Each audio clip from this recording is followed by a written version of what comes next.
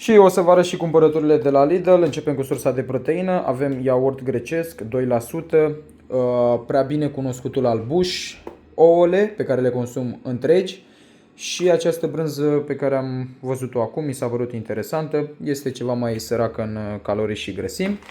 Sursele de carbohidrați. Ovăz, carbohidrat complex. Acest lapte îl puteți folosi la cafea pentru cine este fan. Fructe congelate pentru ovăz, banane, afine, acest orez. Sigur sunt și alte variante, poate și mai ok la buget. Sursele de grăsimi.